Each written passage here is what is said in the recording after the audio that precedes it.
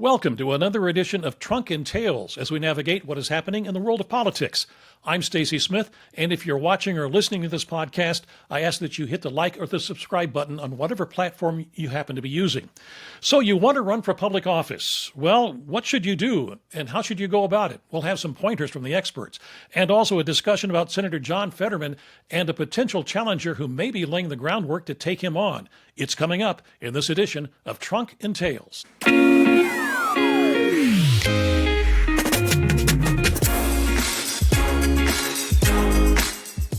And with me to talk about this is my panel of political analysts and experts, and they are the former Republican governor of Pennsylvania, Tom Corbett. Mr. Corbett also served as the state attorney general and as the U.S. attorney for the Western District of Pennsylvania. Mr. Corbett teaches law right now at Duquesne University. Also joining me on the Democratic side is the former Pennsylvania Auditor General, Eugene DePasquale. Eugene held that office for 8 years, and prior to that, he was elected to the state legislature. He now teaches at both Pitt and at York College. And Keith Schmidt was the state director for former Republican Senator Rick Santorum. Keith also consulted on Santorum's 2012 presidential campaign. Keith has his own consulting firm. Normally joining us is Joe Mystic. He could not be with us today due to some conflicts in his schedule. Gentlemen, thanks so much for joining me. I hope you're having a great summer so far. Good here. Absolutely. So far, so good. Great. Although you look like you have an injured arm there. Yeah, Eugene. I had a little Ironman race bike accident in upstate New York, but the barricade took the bigger blunt of it than me, so I'll be back in no time. That's good. Well, maybe that just teaches you not to do that kind of a race in New York. Stay in Pennsylvania. Maybe not, but if you do it, wear your helmet. Yeah, exactly. Wear your helmet. There's right. the lesson. Well, it is the summer months, the time elected politicians in Washington come home to meet and to greet and also ask for money for their next campaign. And it is the next campaign that is always on the mind of politicians or those who want to become an elected official. So if someone has their eye on the 2026 election, what should they be doing right now? Eugene, why don't you start that one? I would say, first of all, it really depends on the office. If you're running for state house or state senate, I think it's really starting to meet with local activists. Yes, money matters there, but in those local races, grassroots can really matter. So you got to start meeting with your local activists. If you're running for anything congressional or above, it's putting together the game plan for how to raise the money. And if you're running statewide, and certainly if you're thinking about anything national, money, money, money. I would agree with that, but I'd also say from both sides, Republican and Democrat, but I know Republican better than that. Running statewide, you have to be everywhere, and this is a season to go everywhere with all the county fairs. You try and make almost every one of the county fairs that you can make it, at least the people that have seen you there. You also have to be working with your own Republican committee or Democratic committee, getting to know them, getting their support, asking for their support. Because yes, we are in 25, but you're going to need their support the day after the election in 25, and that's not that far away. Actually, you really want to have it now. So you combine raising funds, and the more funds you raise, the easier it is to get people's support and getting their support. And a lot of their support is going to depend on, do they like you? Right. That's, do they like you, or do you come off arrogant or somehow, and they don't like you? And so it's a very important time that you're going to put a lot of miles on your car driving all over Pennsylvania statewide.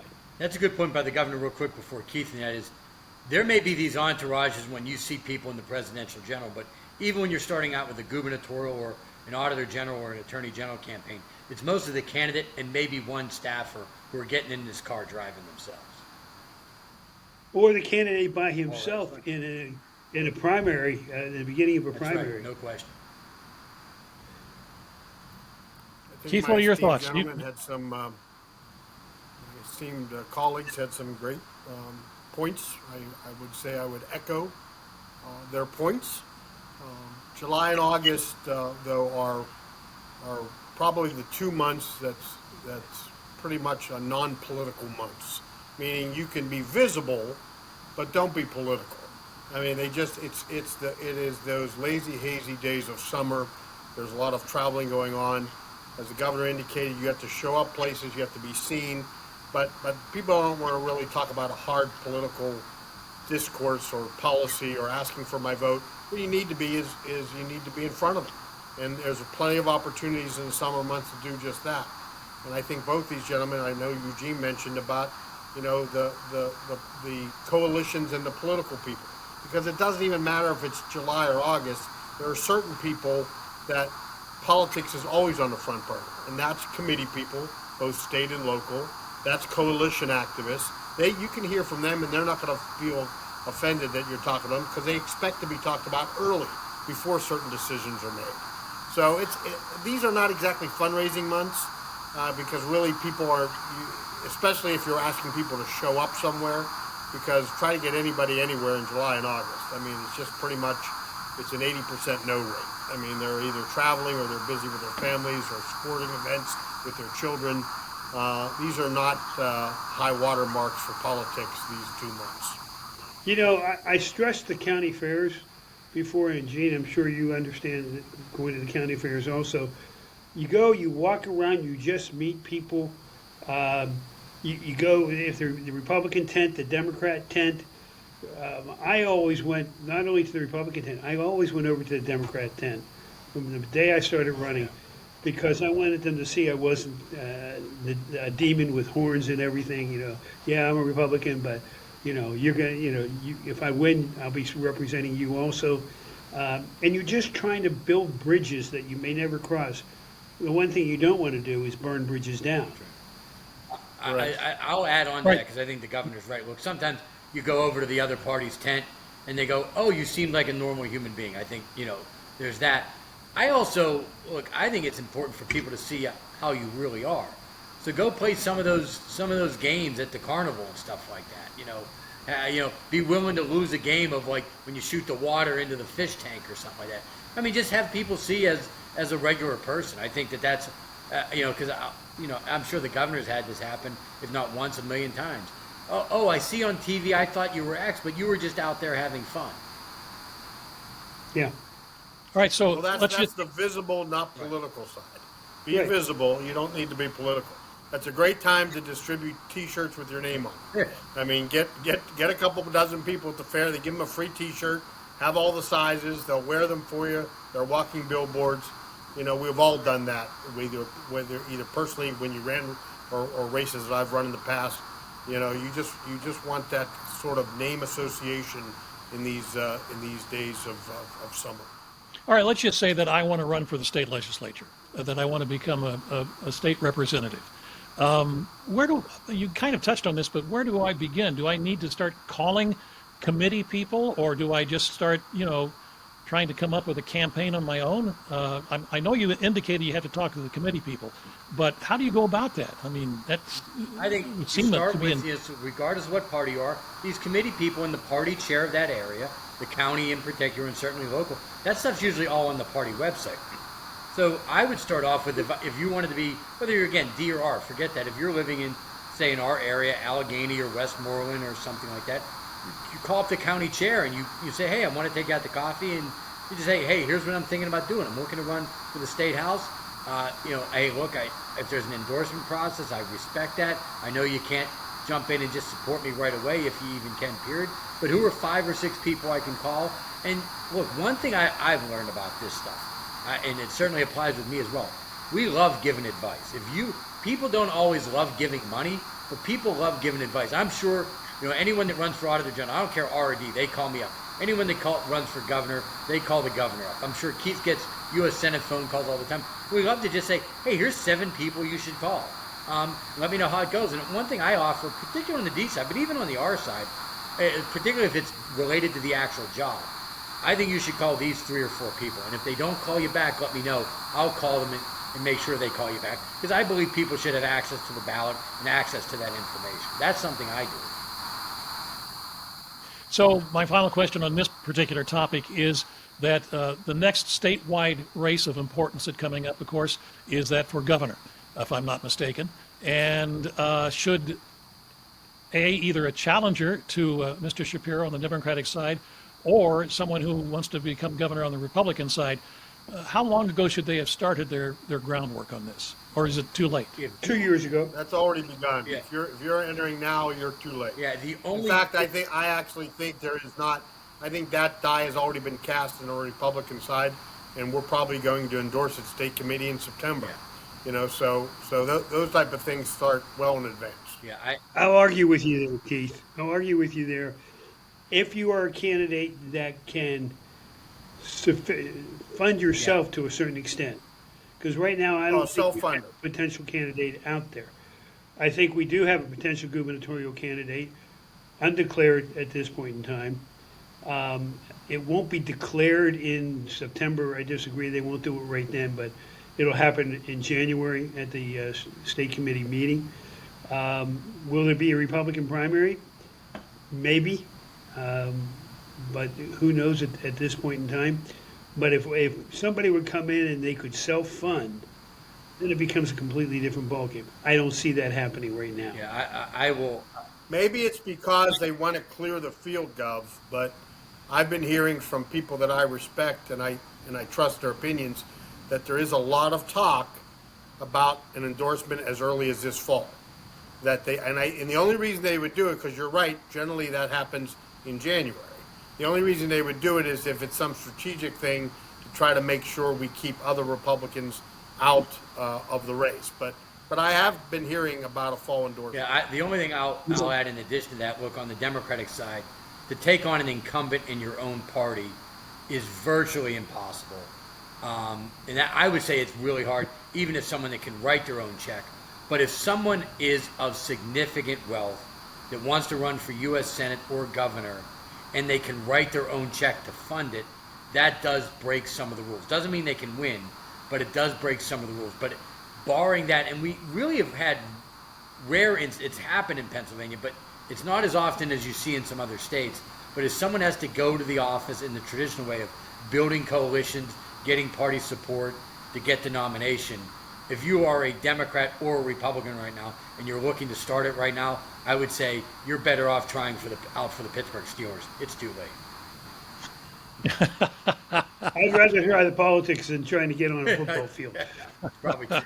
Well, this flows right into my next topic I wanted to get into. One person who is getting the attention of the media and who may be laying the groundwork for another run for the Senate is former Pittsburgh area Congressman Connor Lamb. Lamb has been making appearances before the Democratic Party faithful across the state, and it is that faithful that is not enthusiastic right now about the man who defeated him, Senator John Fetterman. Fetterman's term, of course, is not up until 2028. So my question, is it too early to lay the groundwork for Lamb, and is Fetterman in danger of losing his base? Maybe I'll start here just because I know both of them and have a good personal relationship with both of them. I'll start off with it's never really too early. But I think Connor has an opportunity here because of some of these other issues to go out there and do these town halls and, in a sense, hold, which is odd, both U.S. senators accountable, which is odd for when you have a Republican and a Democrat to have a former Democratic member of Congress sort of doing that. But I think because of some of John Fetterman's votes and his statements, I think there's an opening there for someone to do it. This is a very rare, unprecedented situation, but in this instance, I don't believe it's too early. Keith? I don't know if I agree with that. I mean, maybe not. I know it's being chatted about because the current senator, the sitting senator, is making a lot of Democrats angry, and it becomes a talking point. And it mostly becomes a talking point within the circles of people that are their avocation or vocation is politics. You know, they're chatting about it. But, you know, the media and the news cycle has changed so dramatically in the 19 years since I did this on a day-to-day basis that what is news in the morning sometimes isn't news at lunch. I mean, and when you're talking about a term that ends 3.5 years from now, oh my gosh! I mean, there's a trillion news cycles and stories between now and then. Whatever it is right now, it will not necessarily be even recognizable in 2028. So it might be fun to talk about, but I really think whatever Connor Lamb's doing, he should be doing on the back end politics, on the politicos, on the coalitions, on people he can make the argument of what he'd do differently, and they'll talk about politics anytime. but for the average rank and file Oh, voter, yeah. talking about election in 2028 and 2025, that's a No, yard. I One agree. is- Keith's I agree Keith's with- additional I agree points with to that I both. agree with. I want to be clear. I agree with both of you. I think what Connor is doing is probably the right thing for Connor to do. He already ran for this office, so he's known. But people forget. So what he's doing is he's reminding everybody that he was out there and he's an alternative. If and when we get to 2026 or 2028, when this race is an open race. I think he's keeping his options open, which is exactly what he has to do. He actually, here at the law school at Duquesne, he has an office, shares an office 3 doors down from me, and he teaches, but he and I haven't crossed paths very much. But, I think he has an ambition to continue on in politics, but you can't completely disappear, and that's what he's doing. At the same time, you take a look at Governor Newsom of California. He's covering the country. What's he doing that for? Oh, my goodness. I can't imagine what office he might be considering. But what he's doing is introducing himself to people who don't know who he is. I think Connor's doing the same thing. He's got to go to Scranton. He's got to go to Erie.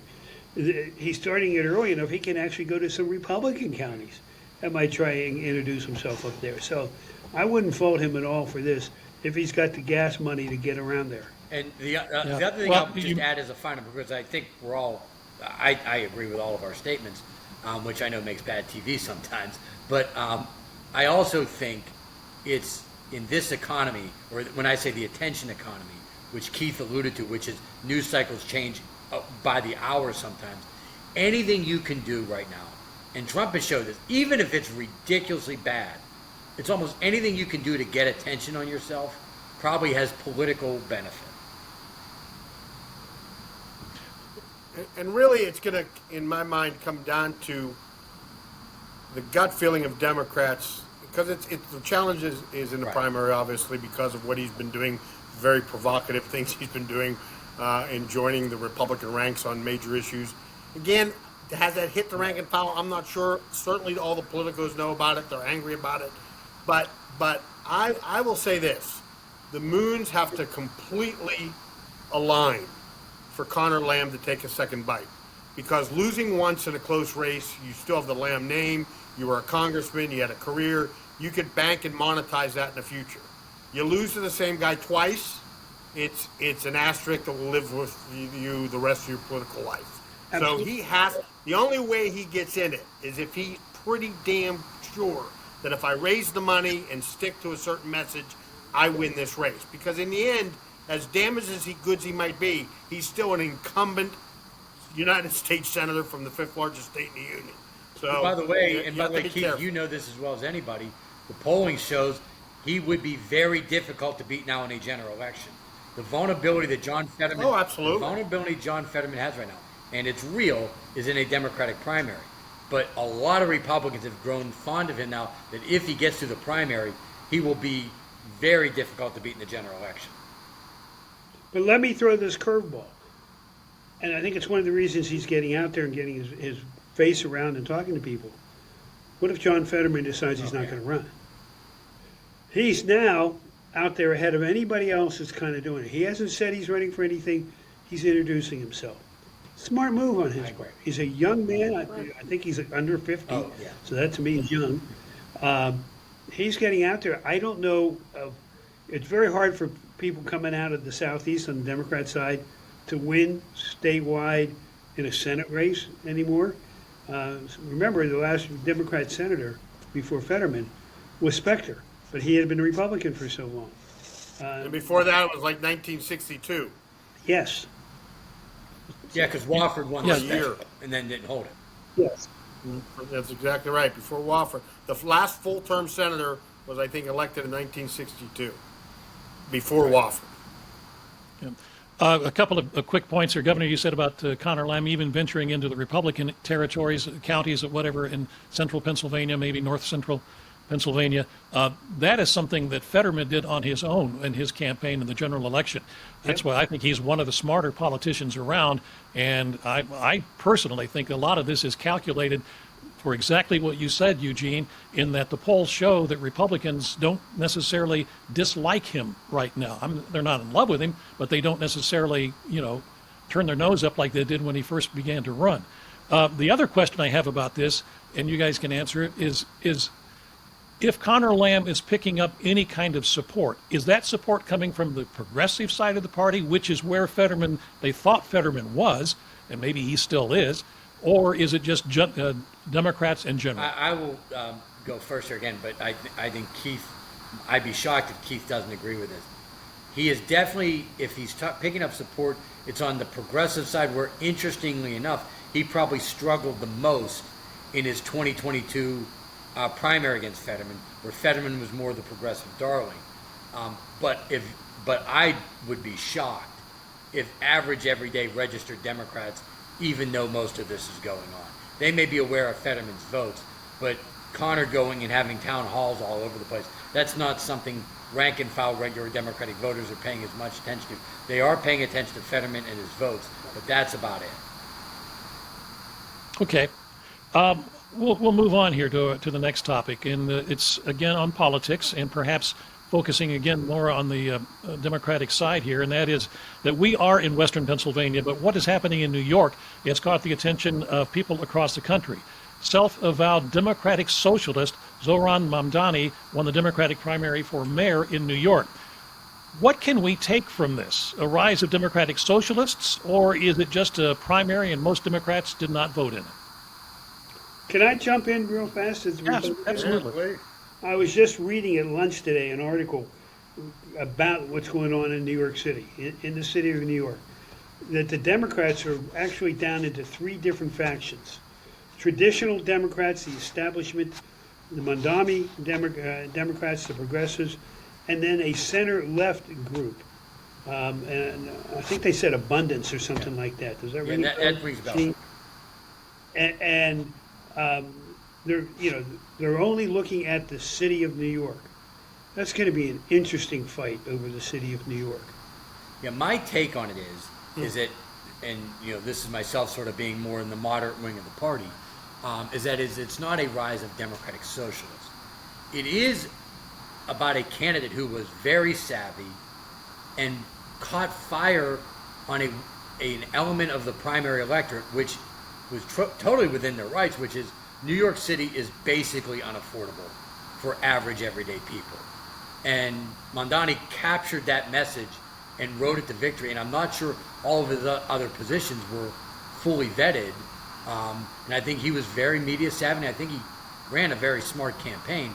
But now that it's heading into the general election, if they can coalesce around one opponent, either the Republican Cuomo or the incumbent Adams, I think it'll be difficult for him to get to 50%. But winning a multi-candidate primary when some of the other candidates, for whatever reason, did not go after that affordability issue, I think he captured the issue and, to be blunt, was just more savvy on it. I agree. This is, New York is often described, the city as like the 10th largest economy on the planet. To me, this is a one of the most graphic examples of the cancer that has occurred in American media and politics when there was the death of newspapers and were replaced by social media. Now there's no depth in anything. There's headlines. There's feel good. There's 88 characters instead of 2,000 words describing where someone grew up and where they went to school and what type of experience they had. We now act on our feelings and what makes us feel good. I jokingly talked to Stacy a couple days ago, and I said, well, you have a rug cleaner come to your house and you check their references and you want to know how many houses have they done and what type of product do they use. But yet we're going to give the keys to City Hall to a guy that no KFC would give a second interview to manage. It's ludicrous. And that's the dangers of feel-good politics. That's the dangers of people getting their news and forming opinions on people based on what they say or might do on social media. There's nothing. They're shadow boxers. There's nothing there. And now, what are we left with? Now we have the former governor who has a litany of his own problems. Is he the, he's the alternative now? One of the alternatives that we have to go from bad to bad? I mean, it's a dangerous time in New York. I mean, it's similar to what we always said about even locally in Pittsburgh. Hey, I'm in the suburbs, but I care a lot about what happens in the city of Pittsburgh because it affects me. Hey, guys, New York affects us all. If a bad character or somebody who's clearly unqualified to lead takes on the 10th largest economy in the world in our largest United States city, we're all going to feel it. It's going to be our problem. The thing I want to most follow up on what Keith said is that the big death of local newspaper coverage. When I was first elected to the State House, I'm sure that when you were U.S. Attorney and Attorney General, we had beat reporters that followed us around, knew who we were, asked pesky questions every day. Not inappropriate, but pesky questions. They kept us on our toes. But those local beat reporters, they knew what they were doing. They knew the community. They were not just parachuted in, do a puff piece, and then they went on to some other area. And they not only just held us accountable, but they knew the area. And there is just very little of that anymore. Well, as someone who worked in the business, I can tell you this, that it is disappointing to me the way things have gone. On a local basis, the TV stations used to have a correspondent in Harrisburg. Nobody has one anymore on a full-time basis at all. The local stations used to have someone who covered City Hall, the mayor's office, all the time. Only if something else is going on now do they assign somebody to that task. So you guys are absolutely right. We've taken a step back in coverage of what is happening in our world and the people who are doing it. And when you have that beat reporter, they can find out some things. They may hold it back, but when something else breaks, they have that background to be able to go with it. Well, and I'll add this, Stacy, from the person being interviewed. With the younger generation of journalists, they don't have that background. They don't understand it. Somebody's given them some questions to ask, and they don't understand the meaning of the questions and the depth that goes behind it. When I started in the DA's office in '76, that county courthouse had a newsroom next to the General Assembly room there with 5 or 6 reporters. They walked up and down the hall as they went in and watched the trials. They learned how the process works. Now they have people that just show up, and no offense to them, they haven't done any homework, nobody's given them any homework, and they don't know the right questions to ask. They're very easy if you really want to avoid answering their question. Very easy to avoid answering their question. They don't even know they've been avoided. And I would say for the last 5 years, any press conference I showed up for or was invited to attend or went to by whatever reason I happened to be at a press conference for an elected official or something, 9 times out of 10, the cameraman was the reporter. Oh, that's right. He had a questions in his pocket, and he had to hold it and then look and ask the question. I mean, so you talk about somebody who's handed something, his profession is camera work, but now he's told he has to be the reporter, he or she. You've noticed that as well, Stacy, even in the final years at the powerhouse. Well, that's the big push right now is MMEs. MMEs? MMEs, yeah. Anyway, they're cameramen, they're reporters who now have to carry their own cameras. Now, quick history lesson. I started in radio back in 1967. And at that time, TV stations were still shooting film. And many times the reporter was also the person who set up the camera, put it on a tripod, and then ran in front of it and did the interview with somebody. So we're kind of going back to that multimedia, maybe it's MMJ, multimedia journalist is about MMJ. So we're but back then there were a reporter first. Yes. And then a cameraman. Well, now they're a cameraman that is a reporter. They have that does happen. But the reporters are also now, they're being, if you can shoot your own stuff, you've got a better chance of being hired in television right now. Because you're talking about getting the job, absolutely. Yeah, because you've just eliminated a position that they have to pay for to go out with you and do that. And because of things like this, the phone, you don't need a big camera anymore. You know, you can just hold it up and do the interview if you want to. And you do it on, turn it sideways, which is the best way for television, and you've got an HD picture. And you just take it back, and then they download it from there. Times have changed. The one question I have, Governor, you're talking about the younger people. I can say this, that I was a young person starting off in this business at some time, and I know at WLBC in Muncie, Indiana, and one of the first important people that I asked a question to, and I was scared to death because it was I don't know, maybe 10 journalists there in the same room. It was Senator Birch Bayh. And I asked him a question, and he answered it. And I thought, wow, you know, this is kind of fun. But you do have to learn as you go along. So part of the problem is the age of the journalists that are being hired in bigger cities such as Pittsburgh. I think that's probably it. But oh well, I may never get another job in TV, but I retired, so I don't care. Well, Gentlemen, I thanks. Stacy, I would say oftentimes, and I still get interviewed, afterwards, especially the young ones, I'll talk to them a little bit, and I'll try and give them some background. I'll say, why don't you Google this or Google that, and get a little background before you do this again, so that you know, you can anticipate what the answer probably is or should be. Yep. There's no question about that. I didn't have the Google machine back when I started in this, obviously, but you did read newspaper articles, and you did know what by watching television news and national news, the kinds of questions to ask a United States senator who was visiting your particular city, if Yep. that makes sense. So, And how to Gentlemen? spell their name. pardon me. And how to spell their name.